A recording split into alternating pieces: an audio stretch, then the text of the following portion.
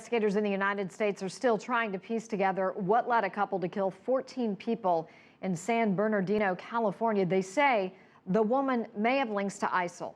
Now, U.S. President Barack Obama is preparing for a rare address from the Oval Office in a few hours to try to ease fears of terrorism nationwide. CCTV's Jessica Stone is joining us live from the White House. Jessica, tell us the latest on the investigation first.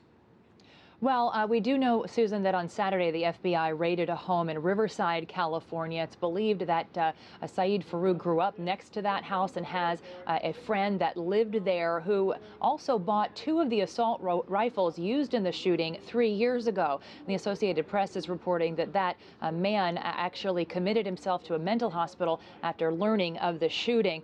We do know that U.S. officials are saying that Farouk had contacted extremists via social media, although we don't know if it's specifically ISIL. But at this point, in terms of that raid, there's no word on what was taken and what they were looking for. At this point, we do not have any evidence that they were part of either a larger group or a cell, or that they were planning anything else. That's at this time. What I will say is, again, we are continuing to run everything to ground we can about these two individuals. Now, the FBI has said that there was evidence of, quote, extreme planning of these two individuals prior to the attack that happened last week. Again, in terms of the ISIL connection, it could have been ISIL-inspired, authorities say, but they do not know that ISIL actually ordered the attack. Susan? Jessica, this is only the third time President Obama has made an address like this from the Oval Office. Do you have any insight into what he will say? Well, we know that he will talk about what he can say about the progress in the San Bernardino investigation, but also about the issue of terror more broadly and the fight against ISIL more broadly.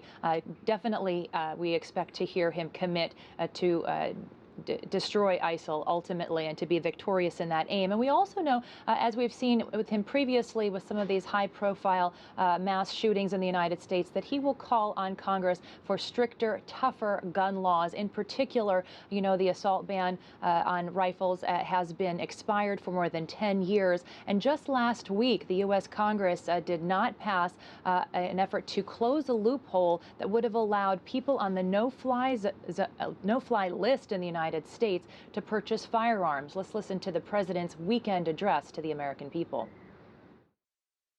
Right now, people on the no-fly list can walk into a store and buy a gun.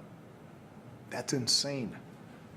If you're too dangerous to board a plane, you're too dangerous by definition to buy a gun. There are others involved on the no-fly list that wind up there. These are everyday Americans that have nothing to do with terrorism. They wind up on the no-fly list. There's no due process or any way to get your name removed from it in a timely fashion. And now they're having their Second Amendment right being impeded upon.